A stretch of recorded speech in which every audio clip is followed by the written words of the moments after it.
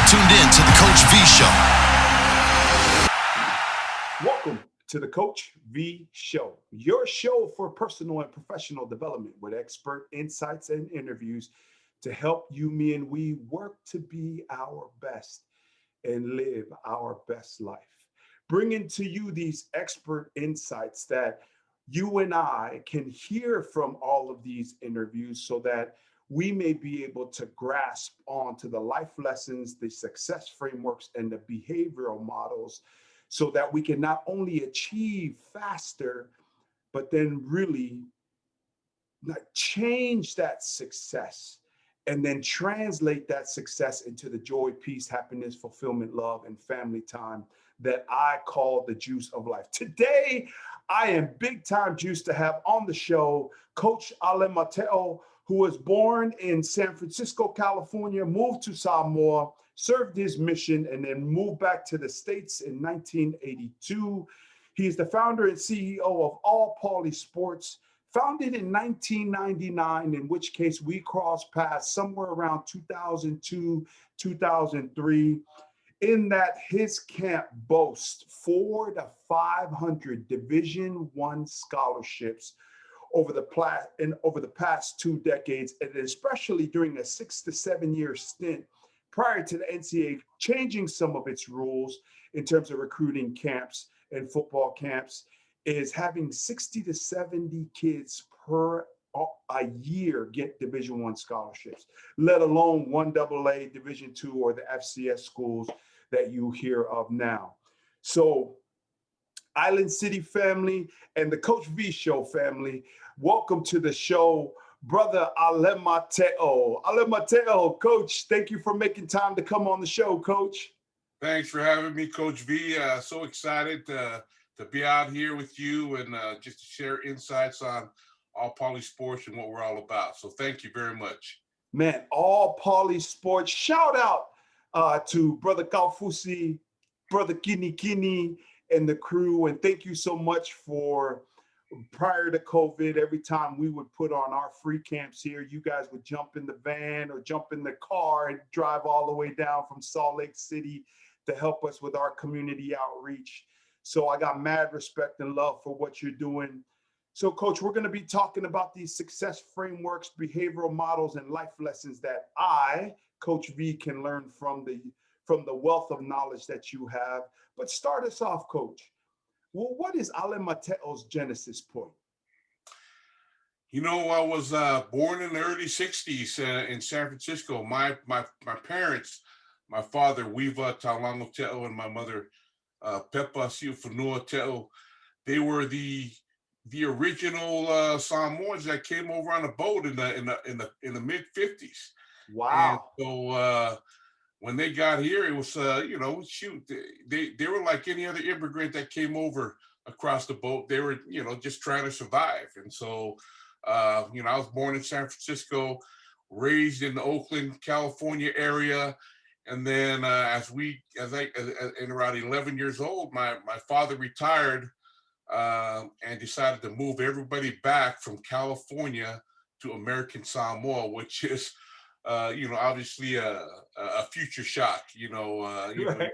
All of us who've been to the island, when you come from the States and you go back to the island, it's a whole different perspective. Right. So it was a different way of life, and we had to make some mad adjustments going back.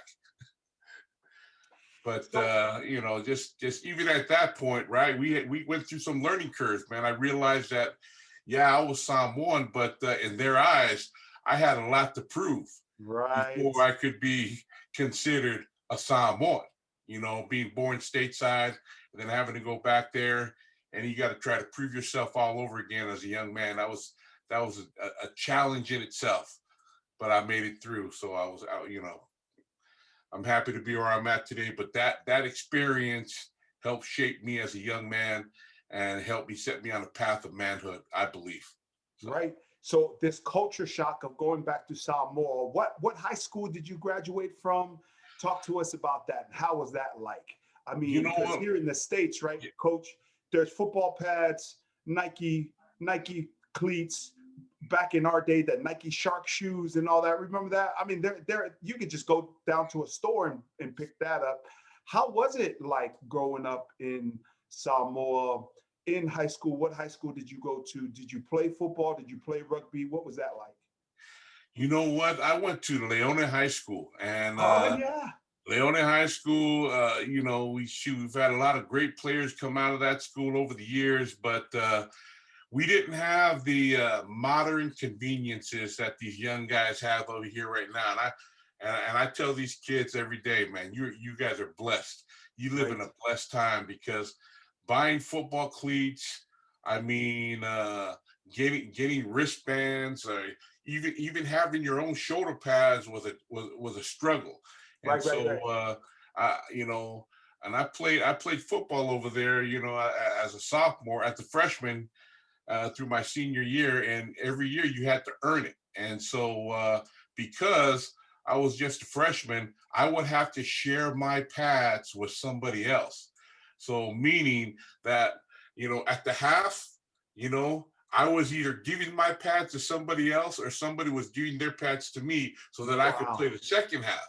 And Right. then the helmets, I mean, there's no such thing as certification, I Right, mean, right, right, right, right. it's the face masks were held together by chicken scratch. We used car foam to plug in there for head protection. I mean, there was no way. It was gladiator football at its finest, man. So yeah, these kids over here, they're very, very lucky to have what they have. And then, so coach, wasn't the late that just passed away a year or so ago, was Coach Leo Mitti, and Coach, was he from Leone? Yes, Donnell Almiti, he was out of Yes. Leone High School. I believe Donnell might have been the first collegiate athlete that was recruited out of Samoa, so directly to a Division I school. Right. He might have been the first guy to actually ever have gone through the recruiting process as we now know it. Yeah, and so shout out to Coach Leo Mitti's family. When I heard the news being out of football for a while, that was just shocking about Donnell. And then he played at the CU. So Leone High School is big time. And then Coach Pooch, right? I think, Yep, was yep. he, did Pooch go to Snow and then end up at La Tech? So yeah, Pooch did go to Snow College. In fact, he came there when I was actually I was his position coach when Coach Pooch came in. And then I mean, the kid is 5'8". He showed up. He didn't even look the part. Right, right, right, When he, right, right. when he strapped it up, man, it was all warrior. He was a killer on the field. And so he I was really grateful they had it. Somebody believed in him enough that they would offer him a full ride scholarship, at that time, to get out of Snow College. And he's back home now in American Samoa, one of the most successful high school coaches on the island right now. Oh, wow. I got to reach out to Pooch and say hello. I remember meeting him at your camp. And then when you said Leone, like you were the only three guys that I know personally. And Donnell was an amazing person, amazing player for Colorado. And then, I mean, all you guys are just great character guys that really love football and want to develop kids. So after high school, you graduate from high school. Did you go work? Did you go to work? What did you do after high school, coach? I graduated and I went right on a LDS mission. I went and served my mission in the Pia Samoa mission for 2 years. And then I got back home, and I knew that, hey, I got to leave. There's something else outside of the island that I felt like I got to go get my education. And so prior to that, I really wasn't thinking about college, but going on a mission taught me how to think ahead, how to plan, it gave me some vision on who I was. And so I knew at that time I needed to leave. And so that's when I left, stopped over in Hawaii for about a year and a half to work, took some classes at BYU Hawaii. And then I went to Snow College, and that was in itself a unique experience, because it's the first time I experienced real football, so to speak, Right, right? You right, know, and right. I mean, growing up, the coaches we had, I mean, we literally pulled the plays out of back in those days, Sports Illustrated would have plays that were in a coach's corner section every month, and they would put out these certain plays and offensive, defensive schemes, and that's where our guys pulled our playbook from, you know, because not too many of those guys really had played the game of football before, Right. and they were basically learning themselves. So when I got to Snow College, they handed me a playbook about as thick as a dictionary, and I said, "Oh wow." You know, it was an extreme learning curve for me, you know, when I got to college. Absolutely. So I've heard about some of the legends that were there on the staff with you. Like who were some of the guys that if you drop names, we would know these folks, right?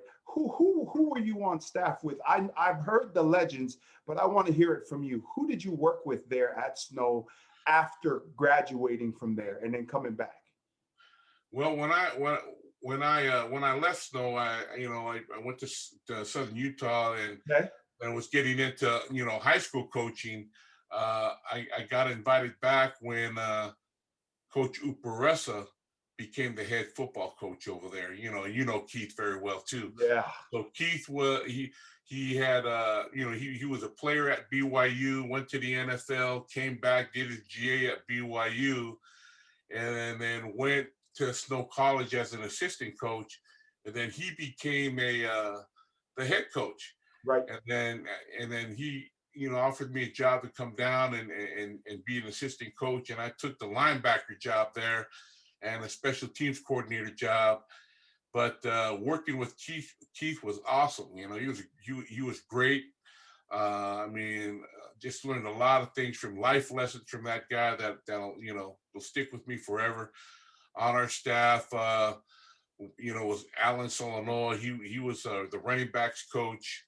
Hmm. Uh, and then you know, our D coordinator for a little bit was Bronco Mendenhall, and he had just left to Wow. he had to go to New Mexico. Right. Uh, I mean, our you know, I'm trying to think back on our staff. Our D line coach was a guy by the name of Rick Wilson who played at BYU, Hmm. and we had you know, not Donnell, but Coach Ken Beezer. He was our DB coach at that time. So a lot of great guys there, guys who loved football, coach with a lot of passion, and you know, invested their life into just developing young men. You know, and you know what that's like. You know, you once you get into this business, man, it's, you know, everything else is on the back burner, and it's all about trying to find a way to get your kids to play at the highest level possible. And when you're surrounded with great coaches and great mentors, I mean, it's an easy job. And you've been there before, you know what that's like. But boy, it's one of the most uh, valuable experiences of my coaching career and in my life to have had the opportunity of gone back and coach there. Right. And so, Coach, one of the things that I tell and when I speak about as a keynote speaker in most high school, junior college, or collegiate um, audiences is do not be casual in your relationships. And I met your wife, and I know how integral my wife is, and I see how your wife is integral in everything you do. How did that happen? What's the story? What's the legend of how Alema Teo got swept off his feet and found the love of his life? How did that happen? You know, you know, my wife Lori, she was in a computer science class of mine at Snow College. You know, I was my first year there. She, Uh-huh. she was a basketball player, so she came in on a basketball scholarship. And then when I walked into the computer science class, you know how we are as Polynesians, right? We kind of gravitate to people who either are our people or kind of look like us a little Right, bit, right. you know. and I hope that doesn't offend anybody, but I just wanted to be next to somebody that I felt like I might be able to communicate with. And, my wife being, having a Filipino Hispanic background, Right. it attracted me to her right off the bat. And so I went down and I sat next to her, and so that's Right kind of how away, that coach. started. You Right away. that's the first time you ever saw her. First Complete time, sidecast. first time I went down there and I sat right next to her, and just kind of introduced myself to her, and and that's how it started. We became real good friends. We became study partners. She would always come and watch the games, and I would go watch the basketball games, and we just started doing things together, and it developed into a 5-year courtship, and we ended up getting married after that. So, as we developed our relationship and got to know each other very well, and as that love grew, we made it a goal that we would both graduate from college, get our degrees, and then and start making our way from there. And so I was really grateful to her for being a strong support to me. I mean, and it's like at the college level, man. Right. And we, I, none of my parents have gone through it. None of my brothers and sisters have ever gone through it. Right. And so if you don't have anybody that can kind of help guide you through the process, it's tough, man. It's tough. Oh, yeah. And I got to admit, had I have not had that support, not had her by my side, encouraging me, pushing me, I would not have made it. I mean, that's honest to goodness truth. Without that kind of support, I would not have made it. And, we didn't have any of these student support services or these special services on campus where you could send these at-risk students to, or minority students to get some advice. There wasn't anybody back then. Right. It was figure it out, right, coach? It was, exactly, man. It's wake up, flip a coin, and say, hey, man, let's get through this day, So and that's how it all happened with us. And we eventually got married after we both finished and graduated from Southern Utah together. And a few years later, we had a child named Jelana, and who's serving a mission now in Indianapolis. But and she's a true coach's wife. And right. You gotta have, if you're in this business, and if you don't have a woman who understands the sacrifices that because your life is someone else's now. Once you make this choice to be a coach, you belong to hundreds of people, and you need to have a spouse who understands that this is going to take you away from our family life, our personal life. And my wife understood that. She understood the vision. She understood the fact that there are people out there that needed our help, that needed my help, and she understood when I needed to leave. And so I'm really, really grateful to have married someone who understands that part of what we do as coaches. So right. So, coach, you share in my sentiments, right? Because I tell everyone, hey, the biggest influence in my life has always been God, no doubt. God's grace and God's amazing, unmerited and undeserved favor in my life. But prior to me being 18 and leaving the college is my parents. But no one in my adult life has had a bigger influence and impact on anything positive happening to me other than my wife, Martha, right? That's why I tell kids, hey, don't be casual. Don't be casual in your relationships, because you could have an evening or a casual relationship be a lifetime of headaches. Come on, coach. Is that real talk or what? That's real talk, man. Temporary happiness. It's eventually it reveres its ugly head down the road because of why you connected, right? I mean, if it's a fly by night deal, man, it doesn't happen. And I know you and Martha's story very well, and I've followed you guys over the years, and you guys had a long, healthy courtship that developed into something great. And and we were basically in that same path, right? You know, we needed to grow together, learn about each other. And I feel like that's why my wife Lori was able to buy into who I was and who I wanted to be, because she really knew who I was when she said yes and signed on the dotted line, you know. And so, and that hasn't been an issue in our marriage. And so, you know, the quick happiness stuff, hey man, shoot, here today, gone tomorrow. But you know, I feel like if people, you know, like anything, if you invest your time into something, you know, the reward is so much greater. You know, it's just so much greater when you really take some time to understand and learn something. And relationships are no different than anything else. Yep. And then so when I first met you, Coach, so you were at Snow. So when I first met you, I met Lori. I think Jelana might have been 6 or 5. I don't know. She was a young pup, and you were the head coach at Bountiful. So connect us and the audience from being at Snow, trying to start your coaching career, and then ending up in Bountiful, Utah, the head coach there, starting All Pauley in 1999. Talk us through how that all started. Well, it wasn't Bountiful. I was at Woods Cross, and Oh, Woods Cross. yeah, But yeah, you yeah. lived in Bountiful. You lived in Bountiful, yeah. I lived in. I did coach at Bountiful as well. After I left Woods Cross, I ended up at Bountiful. Yes, sir. But, you know, prior to me going to Snow College, I was at Woods Cross as an assistant. Okay.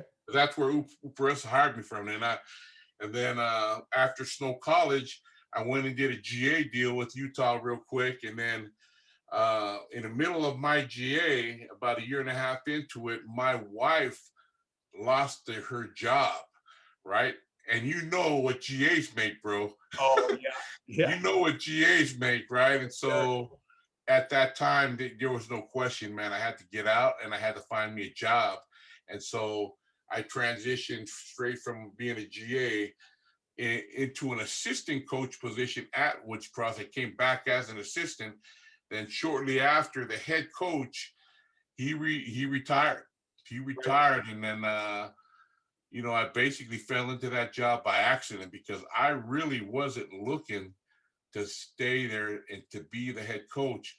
You know, at that time, you know, you're young, you're an eager coach looking to climb the ladder. So I'm thinking to myself, man, I don't want to get too attached, because if Oops gets a job somewhere, any of our guys in the network gets a job, I want to get my resume out. And you know that life, bro. Yes, you know, you're trying to get that resume out, try to get out to as many of your boys as you possibly can to help you climb that ladder. And so eventually that didn't happen. I ended up taking a head job at Snow, being at Woods Cross.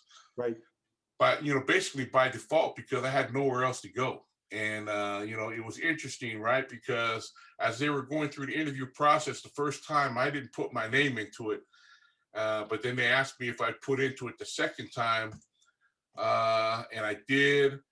And I took the job. And I took the job only because there were some guys on that list of coaches that, man, if this dude got the job, I'm screwed.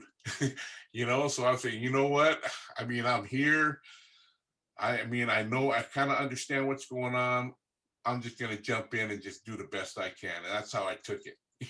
You know, I took, you know, and interesting, right? And so Coach Peressa goes to be the offensive coordinator down at Idaho State. And about 3 weeks after, almost a month after, he calls me up and he goes, would you be interested in being the D-line coach over here and recruiting Southern California? Right. And I said, oh my gosh.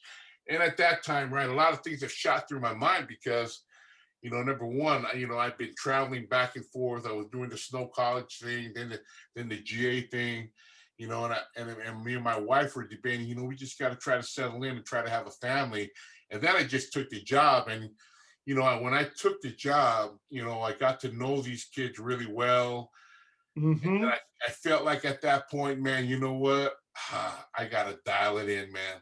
I made a commitment to these guys. I'm going to honor the commitment. And I told coach, you know what would have been a great opportunity, but I can't do it, man, given my situation now. And just having been working with these kids these last few months, I'd hate to walk away and just kind of leave these guys high and dry like that. I just it wouldn't be fair to them. So, I stayed, and, took the job, stayed there. And, we weren't real good, but, I've always believed that, even programs that don't have good records need guys that care about them. I love that. Yes, sir. Is that during the time when Junior and Mario and those guys came through there?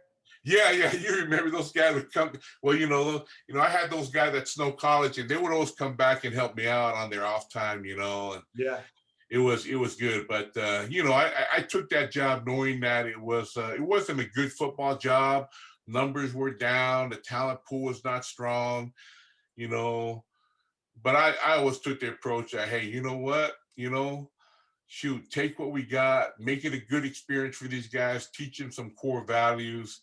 I like and that. Whatever happens from there is going to happen because, in the end, right, it's about development, the development of the kid outside of football, the social, emotional, the maturity levels, where when they walk out of here, you hope they can say, you know what, I was an okay football player, but I learned these skills that's going to help me in college, help me in my life. And, it's proven itself over the years. That's been it's been time tested, and kids remember that, so many of my players all reach back and, they, say thank you, or, they get invited to their weddings and Yeah. their firstborn stuff, though, you know what that's like. And, in the end, that's the big picture for a lot of high school kids, right? And so, unfortunately, right now, the vision of high school football is changing a lot. And so, man, I don't know how long I can keep up with the way things are these days, just given the new attitude and new approach of football. But I loved coaching. Now I was there for 5 years. We didn't win a whole lot of games, but boy, we developed a whole lot of great kids. And in the end, it's about building championship people. Yeah, amen. Championship people, bro. So, and you know what that's like. You've done a great job. I've always followed a lot of stuff that you're doing with your kids over there, and the intentions are still the same. It's not, in the end, it's not about the championships at this level. It's about building them up to be good people with character, and walking away with some skills that can help them be good, contributors to society when it's all said and done. And then now let's get to where you are now today, and All Poly. When you started All Poly, did you think it would become this mega camp where, you could be a kid with offers and you'd come to the All Poly camp and just get lost in the shuffle? That's just, I can just go down the list of, during the time I used to be in my former life in football, I'd come in there and they'd be like, 3-time national champion Kaluka Maiava getting off the plane, coming, from Maui, who played at SC, Manti Teo. I could just go down the list of the players that have come through that place. Did you see that back then? And what was the mission and the intent behind starting it then? And then now in a couple of weeks, you're going to be putting it on and getting after it again. What was the intention, Coach? Honestly, the real intention was to use football as a game to motivate our players to do good in school. Right. And so, man, you mentioned that, and part of the genesis was, I got called to the state office back in the day. Bill Lafiaki was the director of Pacific Islander Affairs in the state of Utah.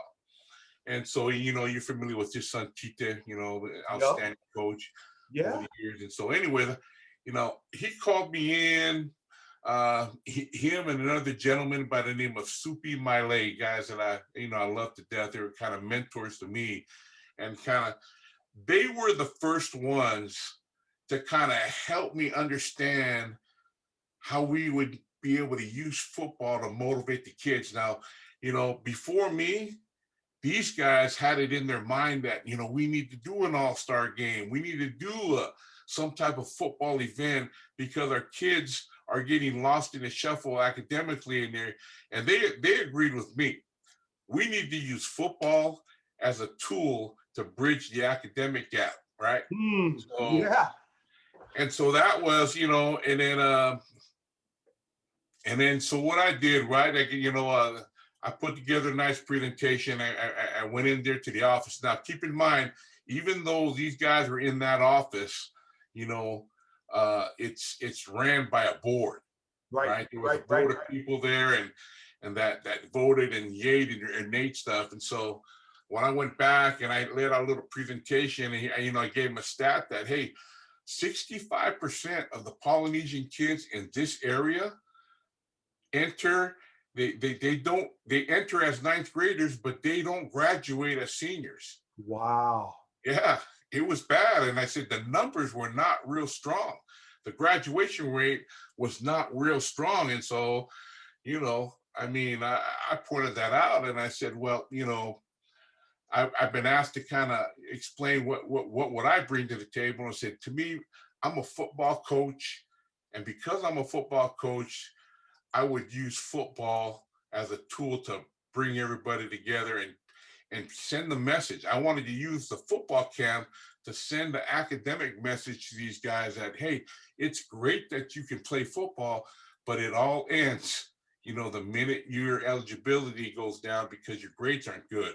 And I wanted to use our college coaches, right? To send that message, like yourself, Robert and I, Coach Peressa, Brian Cabral, all the other Polynesian coaches that we had in our network at that time, Joe Selmalo, right?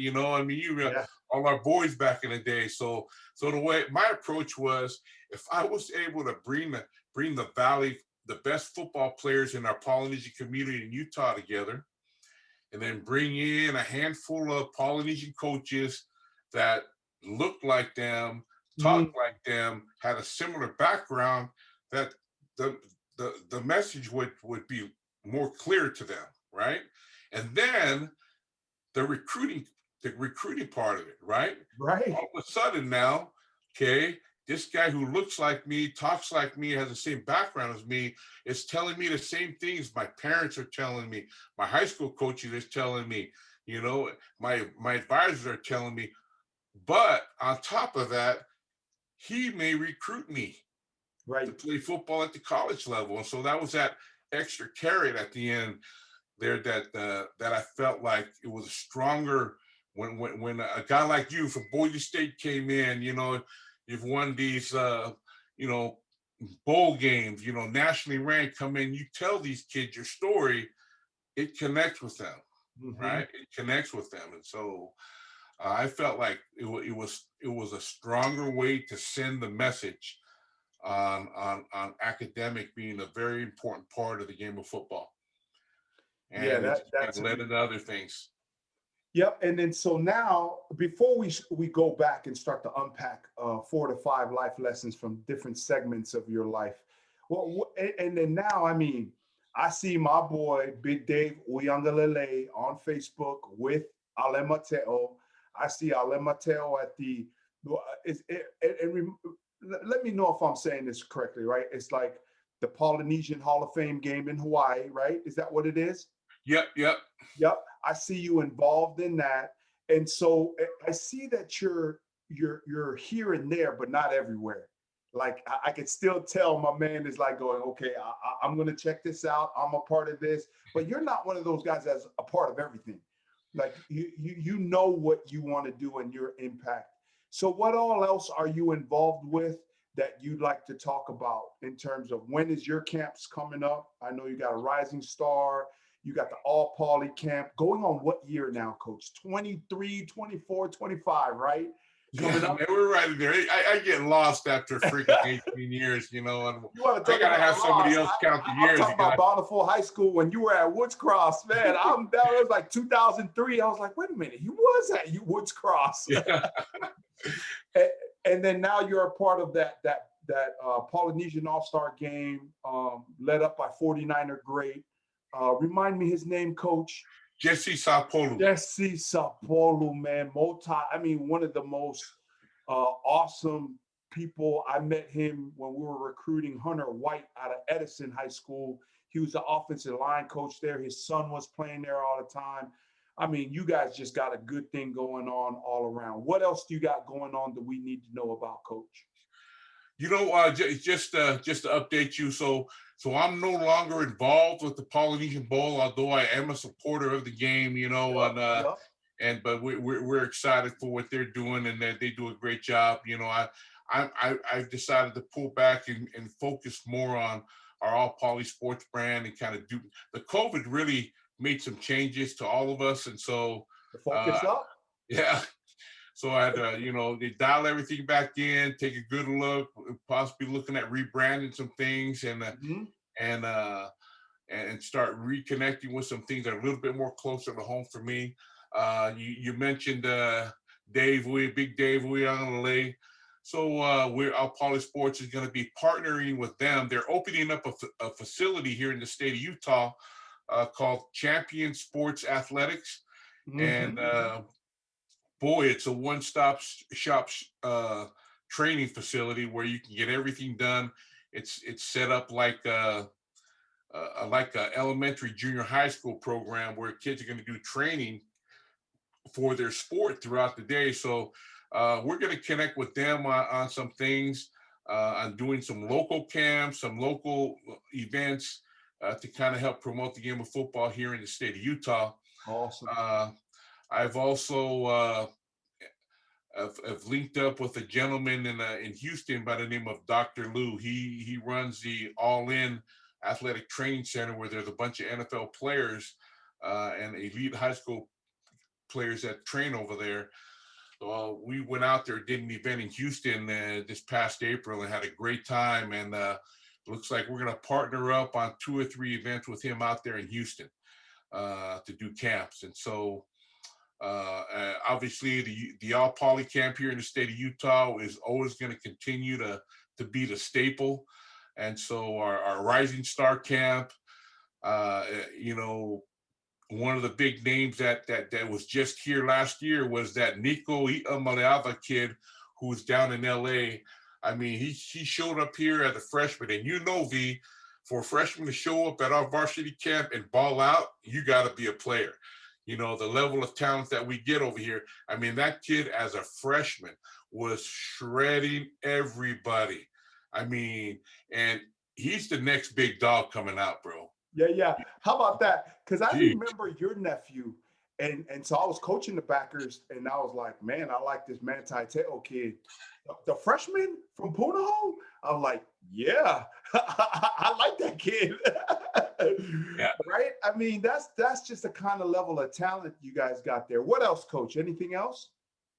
Yeah, and so, I mean, we're going to be working with Championship Sports Athletics on a lineman camp that's going to be going on the 19th and the 20th, right after the All Poly camp as well. So we're excited with our relationship with those guys and the events that we're going to be doing with them. And so, man, that's awesome. So some of the people it is that you've mentioned, you can shout them out later on your shout outs, but I want to shout out the head coach of the Teo House, Coach Laurie. I want to say what's up to Coach Laurie. Shout out to Coach Oops. Shout out to Coach Cabral. I mean, Steve Galfusi. I met these guys when I was just a GA back in 2003. Those guys are still going strong. Amazing brothers that were in it for the right reasons. To Coach Pooch. And then, yeah, man, that's awesome. So, Coach, let's go back and just, you alluded to it, but what is a life lesson it is that you could share with us? Because, when you're an American boy coming back to the islands, whether that's Samoa or Tonga, right, the rite of passage, they are just so on us.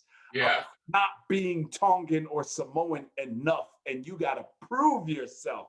I mean, what did you learn by going through that process, Oli? Well, I'm telling you what, bro. I'm telling you what, you better have those hands ready to roll because you know what it's like, bro. Hey, you know what? If the first thing they look at you and they said, "Oh man, you ain't Samoan, you Palangi, bro." Yeah, yeah, And yeah. you want to prove it to me, then put them up, baby. And so that's what it's like. You're scrapping a hell of a lot, to prove to these dudes, hey, you got the same dog in you as everybody else in the village. That's And right. so you go through that phase, but when you're in, man. You're in. When Yeah, you're in, yeah, you're yeah. in. There's no looking back. And so I mean, in today's society, I don't know how popular that's gonna fly, but in the end, man, it's a cultural thing. I mean, you gotta prove yourself to your people. You gotta prove yourself to your people. Let them know that, hey, you're one heart here. If anything was to go down, they need to know that they can count on you, right? And if you had that same warrior blood, I mean, you're gonna have to prove it to these people because as far as they know, everybody on the mainland and stateside, hey, we soft. Yeah. Right. Yeah. But even growing up in Pomona, right? Because I mean, you gotta have tough and thick skin because you want to talk about scrutinized. Man, I get in trouble in Sunday school as a 9-year-old. My Sunday school teacher would hit me. My uncle would find me in the hallway crying because my Sunday school teacher hit me. He would hit me, and then I'd run into my mom. It's just like, man, when is this gonna end? Right? I mean, that's just like how the 80s and the 90s were for us. Yeah. My kids are like, Grandma hit you? No, Grandma beat me. That grandma that gives you whatever you want and so nice to you, right? That's just our culture. But like you said, though, Alema, but once you're in, I mean, it is really absolute loyalty, right? Unpack that for the listening audience a little bit, and then we'll move on. Well, I mean, the lifelong friendships that they learn. Once they have a sense of trust and they know that they can count on you. I mean, there isn't anything that won't happen to you that they won't be a part of. That they'd be very supportive of. And so, I mean, once I got that feeling, and it was about a year after I settled in over there, right? People were befriending me more and asking me to hang out. Or, I mean, I felt like I became a part of the village at that point. And that's a great feeling to have, that sense of security, that sense of support. And it's carried over the years. I mean, obviously, I'm much older now, and a lot of those guys have kids, have grandkids, have all come through the camp, to be honest. And so we've been able to reconnect with a lot of those guys from my upbringing. But it's an experience that I'm so grateful that I went through. And it's helped shape me to who I am today. And I would never ask it to be any other different. Right. And then what about even at that young age, right? So, I mean, you're talking about, because even in 2002 and 2003, I was a grad assistant at Boise State coming to your camps. And I saw my first video of a kid running off the football field in Samoa, taking off his helmet and giving it to the guy that was coming on the field, right? What was your sense even as a child? Like, man, I share pads with somebody else on my team, of your sense of gratitude and how different it was here versus there.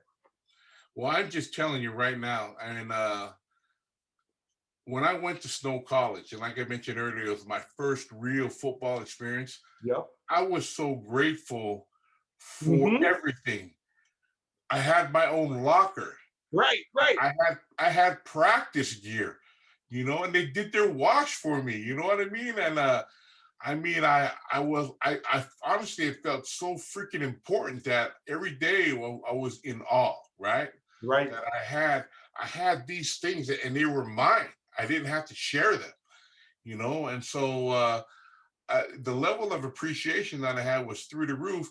And the players who were there, they didn't get it, right? They didn't. Right. I was so excited, right? But I said, guys, you don't get it, man. You don't get the fact that somebody's doing my wash. I Right. mean, somebody washes my stuff every day, man. And then I get this gear, and then I get a playbook, have my own playbook, and I can open it up. And, I mean, I said, Jesus, I feel like a professional athlete, right? And so, Right. I mean, that was my level of appreciation, because when you never had that, That's right. it's like Christmas morning, man. Everything that's new to you in that phase of your life is so valued and appreciated that that's what it's like, man. It felt like Christmas morning those first few months, as I started to learn more, experience more. It was like, man, this is what football is like, man. It's amazing. So Right. the level of appreciation was through the roof. That's right. That's right, man. Because I often tell people, right, Alema, if you've been where I've been, you would be as positive as I am and grateful as I am. Because really, right, Sully, when you come and been where we've been, I mean, we feel entitled to nothing and grateful for everything. Any final thoughts on that before we move on, Coach? You hit it on the head, and that's a message. If I could say anything, is to this young generation, man. You need to understand your family's history. You know, Mm, under, understand the path of your parents, so you understand that these $150 pair of Nikes that you get, they mm, came off the sweat of somebody else. You standing on some big shoulders, and I think, I like this next generation as they come up, take a look back and ask your parents, what village do I come from? Where did my grandparents come from? What was the life like for them? And I tell my community all the time, share with your kids your history, so mm. they know so they know what village they came from. They know the struggles that your grandparents went through. They don't know that. They don't know that. And the only people who can tell them is us. I mean, I tell my daughter all the time before she left, where she came from. It's important that they know that path, man. If they don't, then they're just going to get lost in today's society. Yes, But sir. Yes, sir. And then, Coach, what about what's the life lesson of seeing the young Lori in your computer science class and having the courage to go sit down next? You see what you want, and whether you win or lose, you're gonna go and just sit there and say hi, hello. What's exactly. the life lesson there for anybody watching that may be single? What's the message there, Coach? Don't be afraid to take the first step, man. Mm, Don't be afraid to take the first step. In your heart, it's already telling you where to go. And so if you just choose not to go, then it's on you. But the direction's right there in front of you. I knew exactly what I needed to do that day, and I did it, and it's paid off for me a millions fold. And it's like all poly, right? And I'll revert back to that meeting. So when I went and met with those guys, it wasn't received the way I wanted it to. In right. fact, they didn't feel like my pitch for a football camp wasn't good enough. In fact, they said it's not academic enough, is what they told me. Right, So they right, couldn't get right, behind it. They couldn't get behind it, right? So in a way, hey, Bill, I was pissed off. right. You know, Real talk, real talk. real talk. Yeah, I was real pissed talk. off. I wasn't happy, man. And so when I spent time doing my research and everything, and I knew Bill and Soupy were behind me, but I tried to sell the other group on it, and I couldn't. And so when I walked out the door, I said, "Hey, screw it, man. I'm doing it anyway." Yeah, that's right. Yeah, I'm That's doing right. it anyway. I'll find resources. I'll get it done. And I kept Soupy and Bill in the loop, because I knew that they still wanted to stay connected too, and that there's only so much that they can do in that department. But that was another thing, man. It motivated enough to feel like, hey, I'm gonna prove these dudes wrong. We're gonna go run our own deal. We're gonna make it happen, and then shoot, we'll go from there. So, I I called the Junior Ioannis, the Mario Fatafehis, the Luther Ellises, then I called Coach Oops, Coach and I, he was still in and out, and a handful of good dudes that I knew from Snow College, and we ran it. And it looked good. I only had 2 quarterbacks the first year. Right. I had 2 quarterbacks first year, and then I said, okay, well, let's come back next year, do it again, and numbers were doubled. Then it just kept growing. And it kept growing, right? It was interesting. I didn't understand the marketing. I didn't understand the business end. And so we were just like, just let it roll, man. Learn as you go type of deal, And so to where we're at today, I've learned a lot as a businessman over the years because I've had to, but that's how it started, man. They said no, and I said, screw it, we're gonna do it anyway. I don't care what anybody says. Yeah, that's such an awesome story for commitment, right? That they said no to you, and it happened despite them saying no. And then also, Coach, I just love the fact that, your boy Oops calls you up, and you're the new head coach, and then you're like, because this is your end. And you talk to your wife, and you guys are like, here's the dream job. Like, I want to get to Idaho State. And then you're like, but that's not where we're committed to. We're committed to this. Just like when you were committed to getting All Poly off the ground and they said no. Talk us through those life lessons and how you were thinking, and how because most people go like, well, I'm going to make this decision if I win or if I succeed. Yeah. And then other people, like dudes like me, people are like, well, how are you going to get booked to speak all over the country? I don't know. I'm just going to go speak for free everywhere I can and then kind of find out, right? Because that's where it is. When you come up, the commitment is going, well, whether I win, fail, or go backwards, this is what I'm going to do, and I'm going to live with the consequences forward. Your thoughts, Coach? Absolutely. You know what? When I made those decisions, I was 100% confident that didn't matter what was ahead of me. It just mattered that we had to do it, right? And so I was confident in my vision that I blocked out what everybody else was saying. I couldn't hear anybody else, right? Yes, and so even though somebody would have said, man, that's a bad business move, I couldn't hear that. All I could hear was the fact that you got to do this no matter what.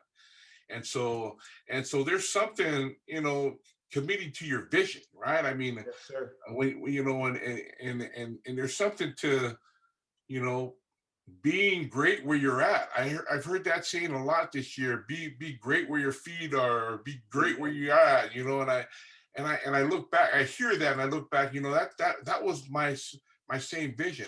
I need to lock it down. Be strong here, and things will work out for me. And I didn't want to take the chance. Okay, all right, I'm hopping there, because in my mind too, even if I did go there, maybe I'm there for 3 years, and Idaho State, it's one of those jobs where it's a transition job. You go from there to another job to another job.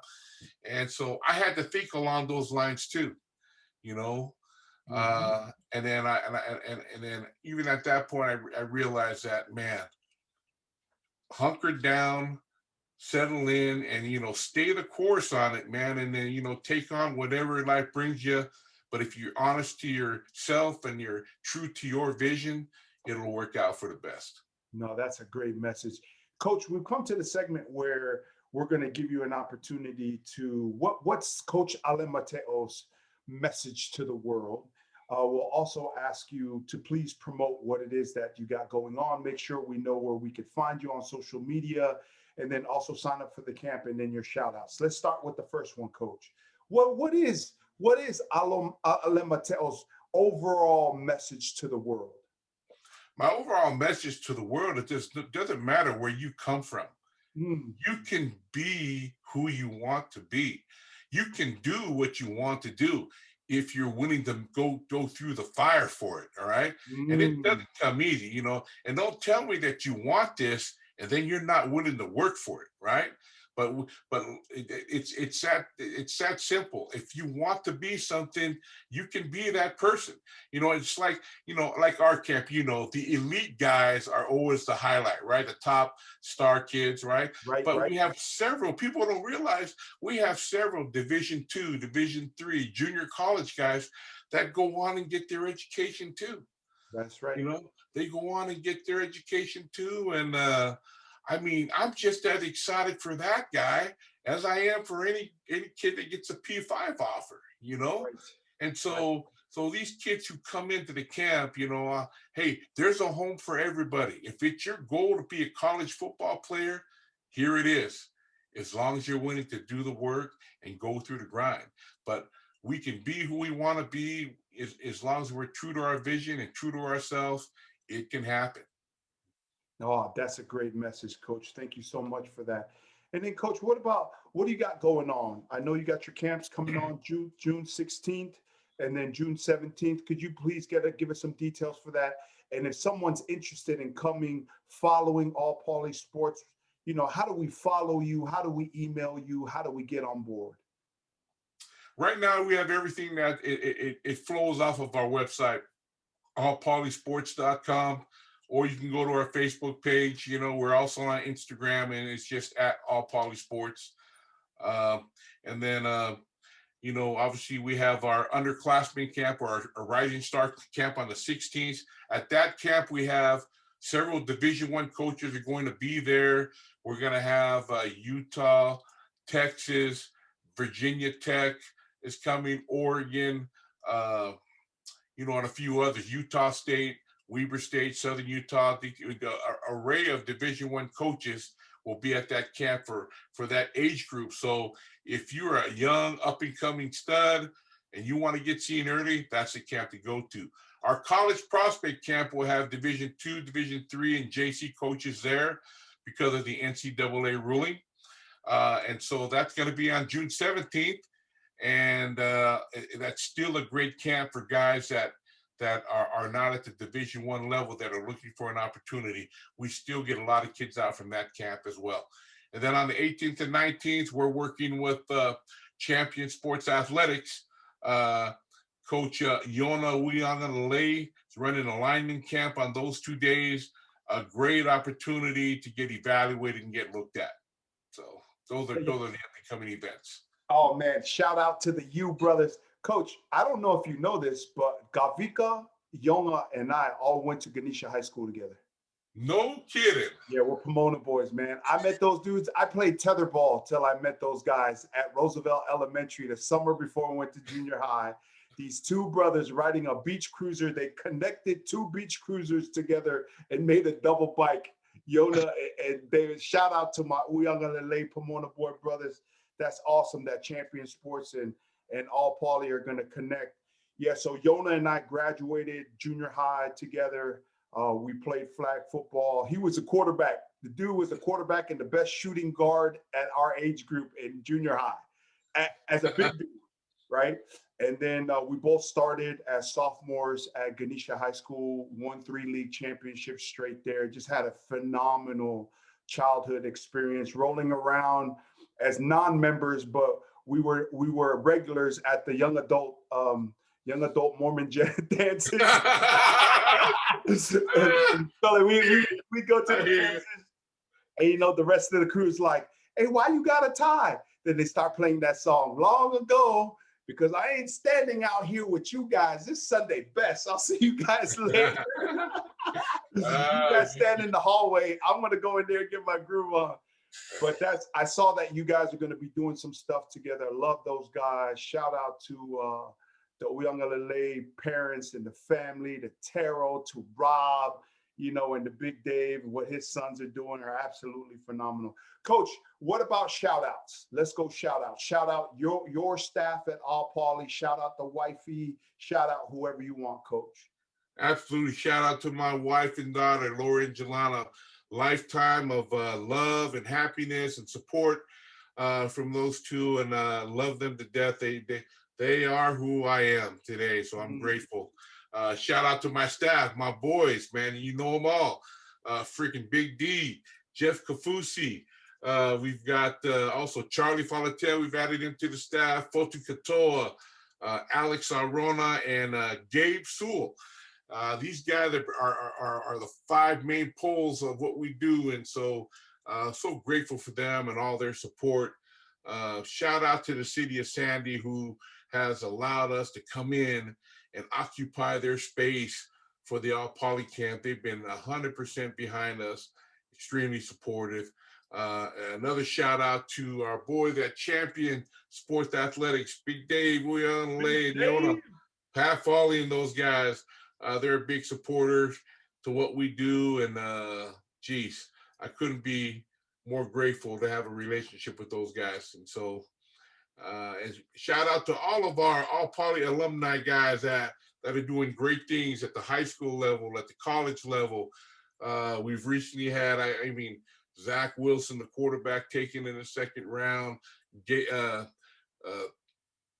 Sewell kid was taken number 7. You know, we've got other kids that are just excelling at all levels of football. And so I'm really proud of all of those kids who have come through and have done a great job. So, hey, shout out to Coach V and the program, bro. You and I, we go way back. You were there, part of the foundation of what we've done. You've seen us happen. You were part of the lifeline of this organization, bro. So love you much. Martha and your kids, wish all you guys the best, bro. And you know, if there's anything I can ever do for the Coach V Foundation, All Poly Sports, we're 100 behind you, brother. No, I appreciate that. Coach, thank you so much for coming on the show.